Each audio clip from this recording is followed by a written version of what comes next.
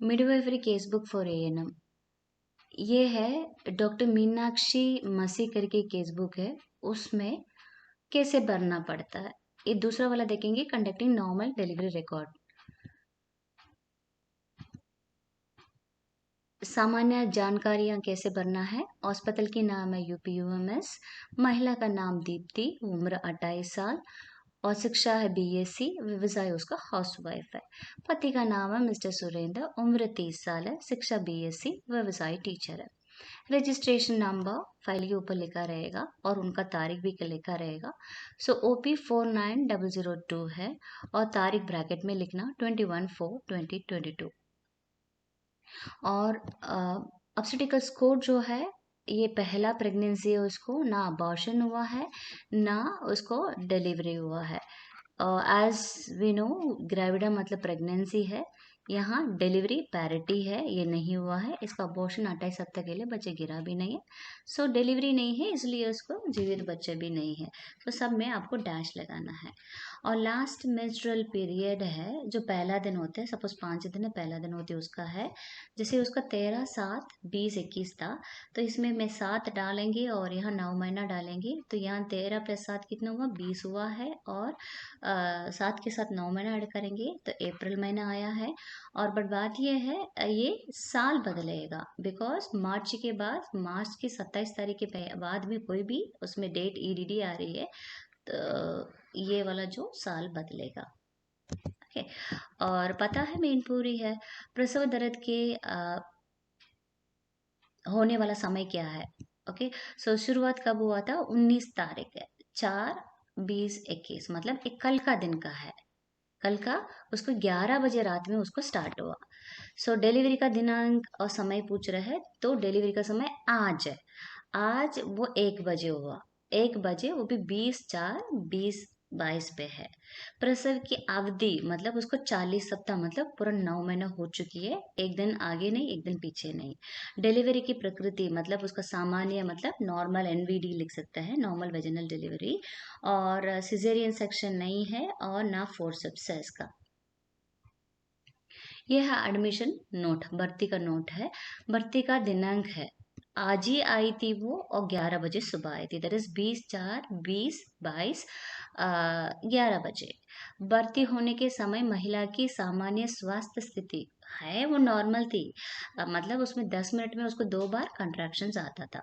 और प्रसव दर्द के शुरू होने का समय, मतलब ये कल हुआ था, दैट इज 19 तारीख अप्रैल 2022 पे 11 बजे हुआ था। और झिल्लियों को मतलब जो फटने का वो फटी हुई है, नहीं हुई है। ओके, साबुत है, साबुत मतलब इंटैक्ट है, मतलब अभी तक फटी नहीं है, लीकिंग भी नहीं कहता है। सो फटी हुई है, हाँ, ये रप्चर ऑफ मेम्ब्रेन्स हो चुकी है। ये सुबह 8 बजे हुआ था आज का दिन, और 20/4/2022 पे।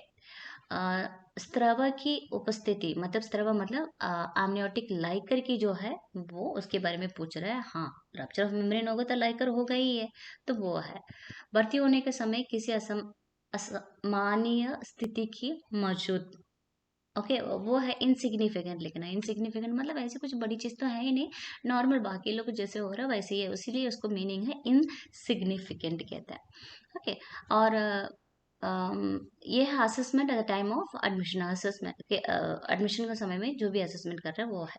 जैविक चिन्ह है, टेम्परेचर 97 to 99 डिग्री फ़ारेनहीट, वो अ, ये लिख सकता है, कुछ भी उसको एक नंबर लिख सकता है।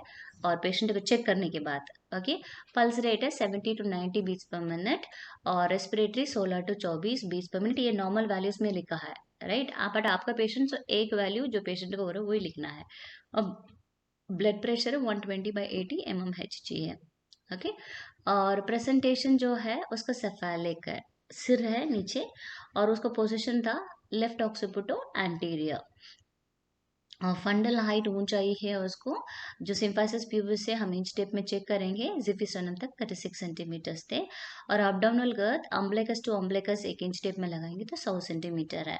और फीटल हार्ट साउंड है 110 to 160 बीट्स पर मिनट, उसमें एक लिखना है, जो बच्चों मतलब फीटल हार्ट साउंड जब मिलेगी तब उतना ही लिखना है, बट नॉर्मल मैंने दे दिया वहां पर। गर्भस्थ शिशु का सिर फैलाव में विकास हुआ या नहीं, मतलब सर्वाइकल डायलिटेशन हुआ या नहीं, तो हुआ है। ओके, जैसे बच्चे नीचे आते रहेगा तो डायलिटेशन, सर्वाइकल डायलिटेशन होती है। मूत्र प्रवाह मतलब सामान्य, नहीं तो रुका हुआ, नहीं तो लगातार बहते हुआ। सो रुका हुआ का मतलब यूरिनरी रिटेंशन, मतलब यूरिन बाहर नहीं आ रहा है, राइट। अब उसको रिटेंशन हो जाता है तो उसको दर्द वगैरह होने लगेगा, और सिम्फेसिस प्यूबिस के ऊपर वहां पर फूला फैला फैला पड़ेगा लगातार, मतलब इनकॉन्टिनेंस, मतलब उसको पता ही नहीं चलते यूरिन पास करते रहता है। तो ये सामान्य था, कोई प्रॉब्लम नहीं है मेरे मरीज का। ओके। आंत्रिय गतिविधि मतलब जो इंटेस्टाइनल बबल मूवमेंट है, तो सामान्यतः नॉर्मल था, ना दस्त था उसको ना कब्ज था। और रक्त परीक्षण हो गया है और मूत्र परीक्षण भी हो गया है, उसमें एल्बुमिन और शुगर जो देखेंगे वो नील था, इसलिए मेरे को प्री एक्लाम्सिया का डर नहीं है। सोनोग्राफी है सिंगल टन मतलब एक ही बच्चा है, ट्विंस बच्चा नहीं है, उसका heart rate 150 beats per minute था। एडिक्वेट amniotic लाइगर सोनोग्राफी का रिपोर्ट था। सो योनि परीक्षण मतलब पीवी एग्जामिनेशन करेंगे तो उसमें सर्विकल डायलिटेशन है, 8 सेंटीमीटर है। और देखो ये सर्विक्स है, ये ऊपर यूट्रस के साथ मर्ज हो गया। सो नीचे करेंगे, यहाँ पर सर्वाइकल डायलिटेशन होता है, ये 10 सेंटीमीटर के आसपास में होता है। बट जो ऊपर खुल जाएगा मतलब taking up of the cervix भी कहता है, सर्विक्स कहाँ जा रहा है, लोअर यूट्राइन सेगमेंट में जा रहा है। तो हम पीवी करके देखेंगे, ये 4 सेंटीमीटर होगा, वो जीरो इफेसमेंट है। 3 सेंटीमीटर तक आएगा, यहाँ पर 25% ये हो गया, और नीचे इसका आधा हो गया तो 50% इफेसमेंट हो गया। और यहाँ थोड़ा 1 ही सेंटीमीटर का है तो उसको 100% इफेसमेंट हो गया, देखो।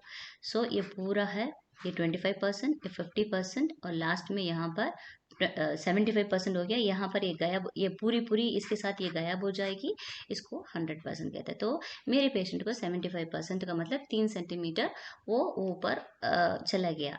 और शो प्रेजेंट है, शो का मतलब क्या आता है, जो पेशेंट की जो सर्विकस म्यूकस है ना, वहाँ पर ब्लड स्टेन रहता है, तो वो जब भी सर्विकल राइपनिंग होती है तभी मिलेगा, तो वो प्रेजेंट लिखना है।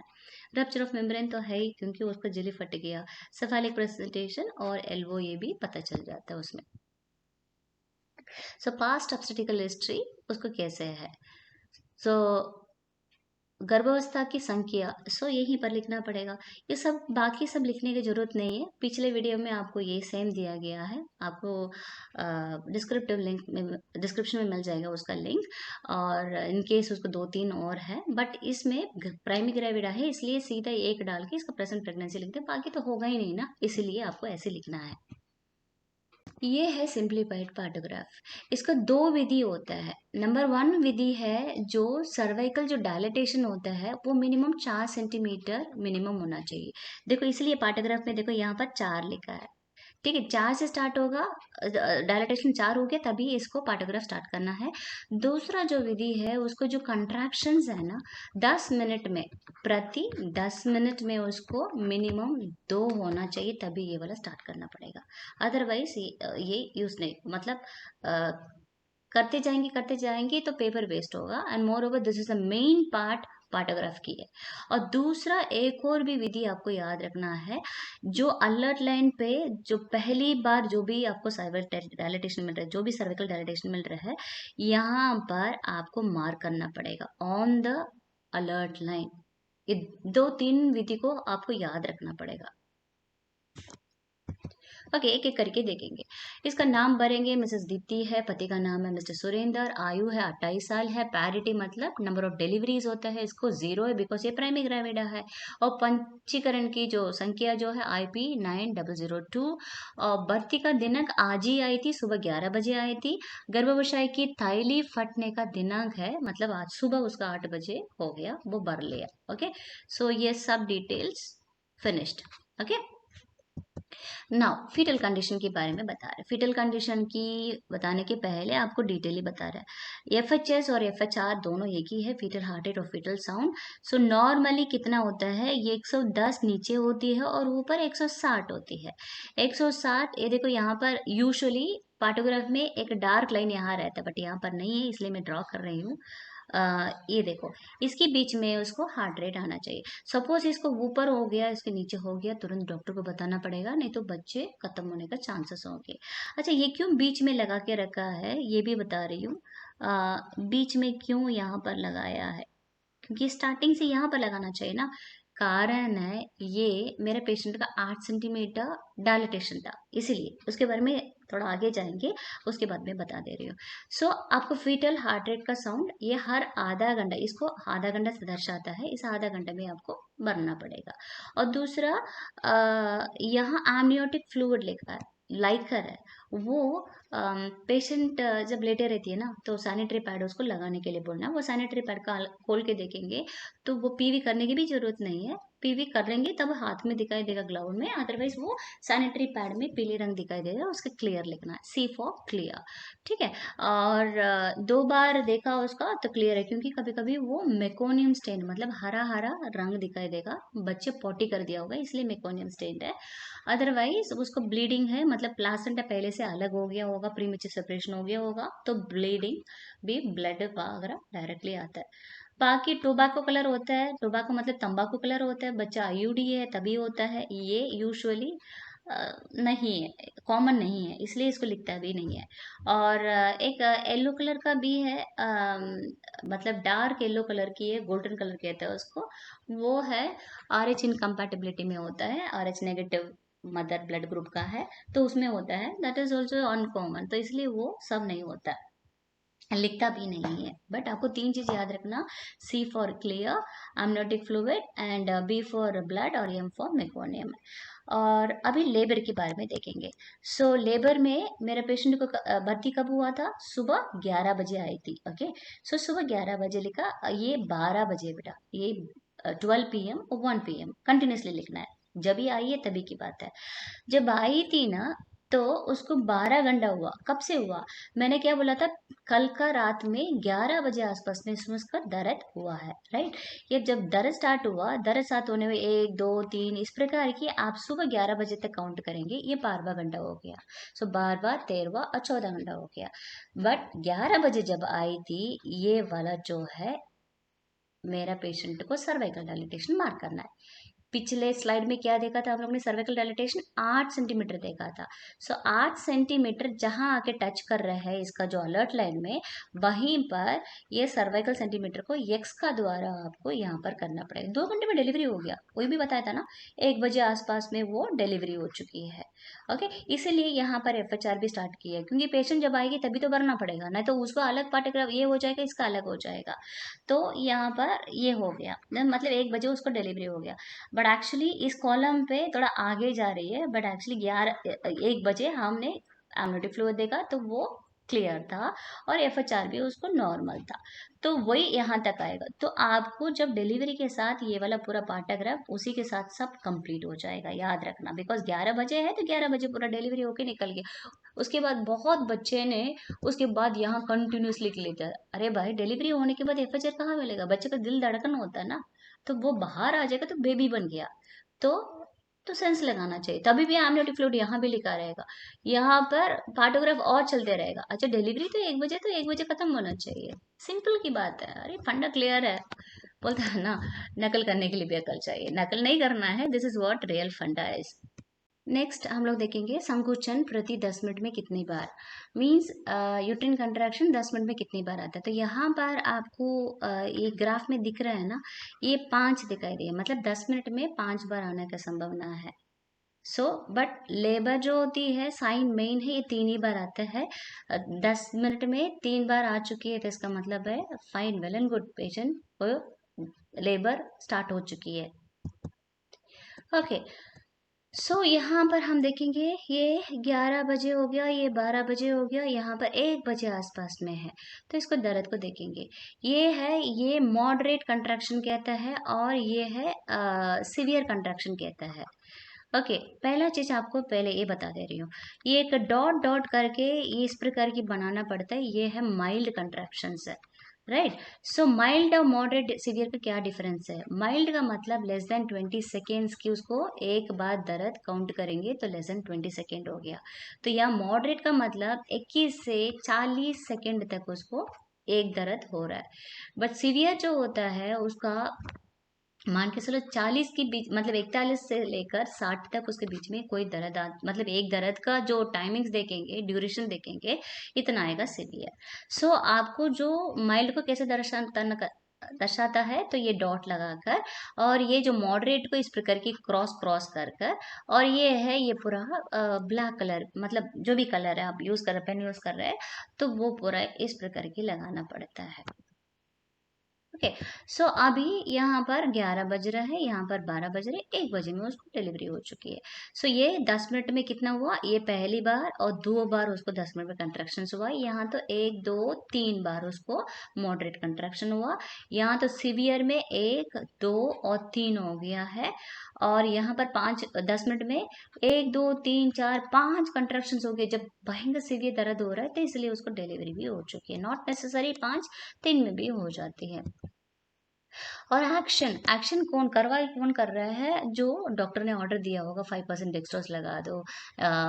क्योंकि 5% डेक्सट्रोज ही लगाता है, क्योंकि पेशेंट थक जाती है ना, तो ग्लूकोज से थोड़ा बहुत उसको एनर्जी दे देता है। एंड आईवी फ्लूइड्स इसलिए लगाते हैं, वो हाइड्रेशन के लिए, मतलब डिहाइड्रेशन में ना जाए, पानी का मात्रा कमी ना हो जाए। ओके। और मेटरनल कंडीशन है, माँ का स्थिति कैसे है, तो माँ का स्थिति है उसका, यहाँ पर देखो पूरे पल्स रेट दिखाई दे रहे हैं, सॉरी, ये है पल्स रेट दिखाई दे रहा है। तो नॉर्मल पल्स रेट क्या है, 70 से लेकर 90 तक है। तो इसके बीच में उसको जाना चाहिए। उसकी ज्यादा 100 के ऊपर जाएगा तो इसका मतलब उसको ब्लीडिंग ज्यादा हो रही है, पल्स रेट। ओके। तो इसलिए हर आधा घंटे में इसको पल्स चेक करना है। बीपी जरूरत नहीं है उतना जल्दी जल्दी चेक करने के लिए, बट बीपी चेक करेंगे। देखो ऊपर की बात है, यहाँ पर 120 था डिलीवरी के बाद उसका बीपी, और नीचे देखो इसको 180 है। ऊपर एरो नीचे एरो दोनों में जोड़ना पड़ेगा। और 2 घंटे के बाद में दूसरा बार बीपी कम हो जाए और पल्स रेट उसको बढ़े और बीपी कम हो जाए, इसका मतलब पेशेंट ब्लीडिंग में है, वेजिनल ब्लीडिंग हो रही है, वो देखना पड़ेगा। सो पल्स और बीपी के बारे में आपको समझ गए होंगे। और नेक्स्ट हम लोग देखेंगे टेम्परेचर के बारे में। टेम्परेचर के बारे में देखने के पहले हम सॉरी, तो यहाँ पर जो टेम्परेचर जो है, पेशेंट को पहला दिन 0.5 डिग्री सेल्सियस बढ़ा रहेगा। हम उसमें लिखने की जरूरत नहीं है।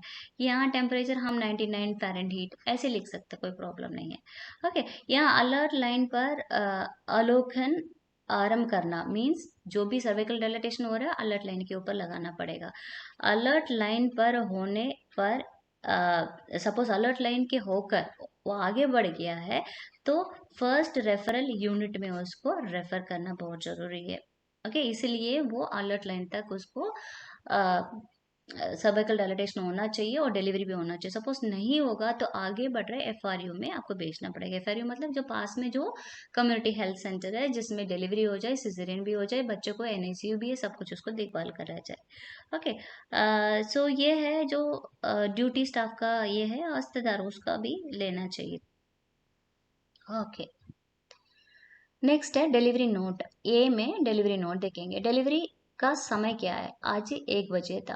और डिलीवरी का प्रकार क्या था, सामान्य था, सिजेरियन नहीं था। क्योंकि आपको ये वाला जो रिकॉर्ड है ये सामान्य डिलीवरी के लिए ही बनाया गया, मतलब कंडक्टिंग नॉर्मल डिलीवरी।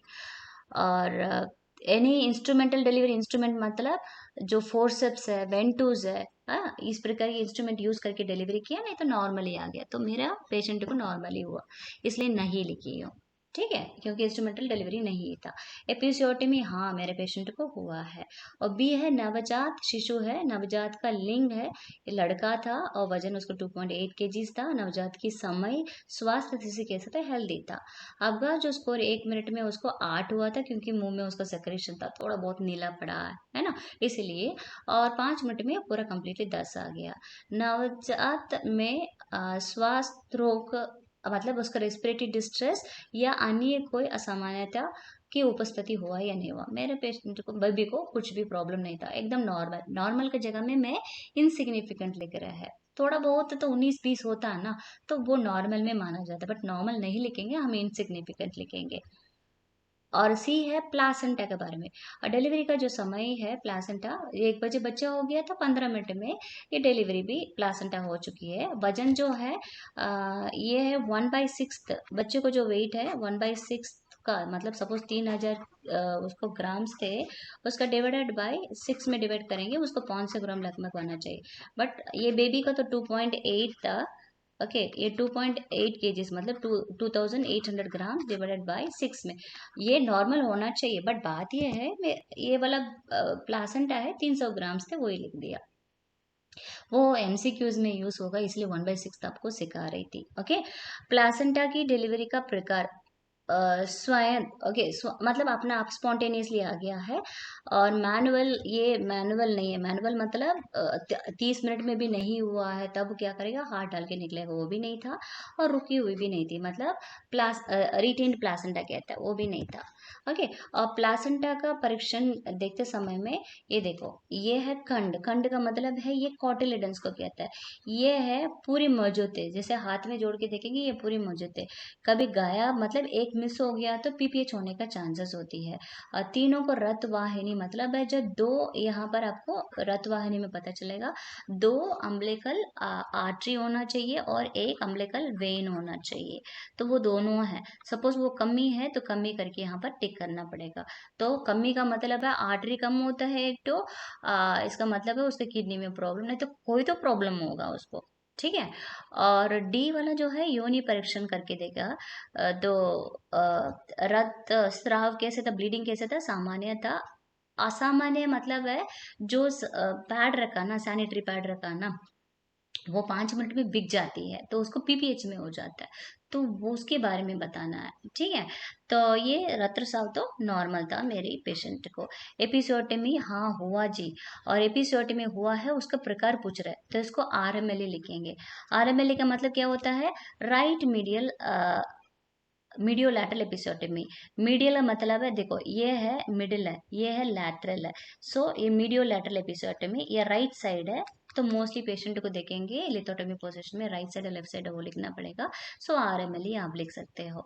और पेरिनियल फटान मतलब टेर, ये तो एपिसोटमी तो हम लोग जबरदस्ती काट रहे हैं, बट कभी कभी टेर है, कभी सर्विक्स टेर हो जाती है, फट जाती है, ना तो यूट्रस फट जाती है, उसके बारे में लिखना है। ठीक है। और ई है महिला में किसी जटिलता है की उपस्थिति, नॉर्मल ब्लीडिंग था उसका और उसका वाइटल्स भी नॉर्मल था, इसलिए कोई प्रॉब्लम नहीं हुई, पीपीएच वगैरह नहीं हुई। नवजात को जन्म की तुरंत बाद प्रदान की गई देखभाल क्या क्या किया था, उसको मैंने थोड़ा से ज्यादा सेक्रेशंस आने लगा, कम आते हैं कोई प्रॉब्लम नहीं था, बट उसको ज्यादा आने लगा, सबसे मुंह में उसको सक्शनिंग किया और उसके बाद नोज में सक्शनिंग किया। और ब्रेस्ट फीडिंग तो आधा से 1 घंटे के अंदर में उसको ब्रेस्ट फीडिंग दिला दिया। और उसको जो सॉक्स और कैप के लिए उनको माँ को बोल दिया खरीद के रख लो, ठंडा में बच्चा को हाइपोथर्मिया हो जाएगा तो शुगर लेवल भी कम हो जाएगा, इसलिए उसको बता दिया। और विटामिन के है उसको जो ताइस में, बीच वाला ताई में लैटरल पार्ट में उसको 1 mg, क्योंकि 2.8 kg से 2 किलो को ऊपर, 1.5 किलो को ऊपर होगा 1 mg देता है, 1.5 किलो के नीचे होगा उसका केवल 0.5 mg देना पड़ेगा। बट ये 2.8 kg इसलिए 1 mg उसको विटामिन के दे दिया। क्योंकि जो बच्चे को हेमोरेजिक ब्लीडिंग ज्यादा होने के चांस है, मतलब एक बूंद भी उसको ब्लीडिंग होगा ना, बच्चों को बहुत नुकसान होगी, तो इसलिए उसको लगा दी। माता को जन्म के तुरंत बाद प्रदान की गई देखभाल, तो उसको सैनिटरी पैड मैंने लगा दिया और बोला है जल्दी जल्दी बिक जाएगा बताने के लिए। और उसको पानी ज्यादा मात्रा में पीने के लिए बोला है, और 6 घंटे के अंदर में वो पेशाब करना चाहिए, नहीं है मैं जांच करके उसको चेक करूंगी कैसे निकलना पड़ेगा उसको। ठीक है। और वाइटल्स तो कंटिन्यूसली मॉनिटर कर रही थी और पोस्टनेटल वार्ड को शिफ्ट करवा दिया। महिला के हॉस्पिटल की छुट्टी का दिनांक है 22 तारीख, बिकॉज मेरा पेशेंट आया था 20 तारीख, और 2 दिन तो मिनिमम इसको बोलते हैं इंस्टीट्यूशनल डिलीवरी। इंस्टीट्यूशन मतलब भर्ती होके डिलीवरी के बाद उसको 2 दिन रहना पड़ेगा, 48 घंटा रहना पड़ेगा। जागेगा तो बच्चे और माँ को कोई भी प्रॉब्लम है इमीडिएटली वहाँ सपोर्ट मिल जाएगी, इलाज वगैरह जल्दी हो जाएगी, इसीलिए। तो वो 1 बजे गई थी। और छुट्टी की समय महिला की स्वास्थ्य स्थिति नॉर्मल था, हेल्दी था, और बच्चा भी हेल्दी था। ठीक है। स्वास्थ्य शिक्षा दी गई, हाँ मैंने दे दिया, बहुत सारा दिया है। और छुट्टी के समय भी महिला की सलाह क्या क्या दिया था, यही तो स्वास्थ्य से पेरिनियल हाइजीन बोला, बार बार उसको जब भी पेशाब जाएगी तो उसको धोना पड़ेगा। और फैमिली प्लानिंग मतलब अभी पहला बच्चा है और उसको दूसरा बच्चा 3 साल के बाद होना चाहिए।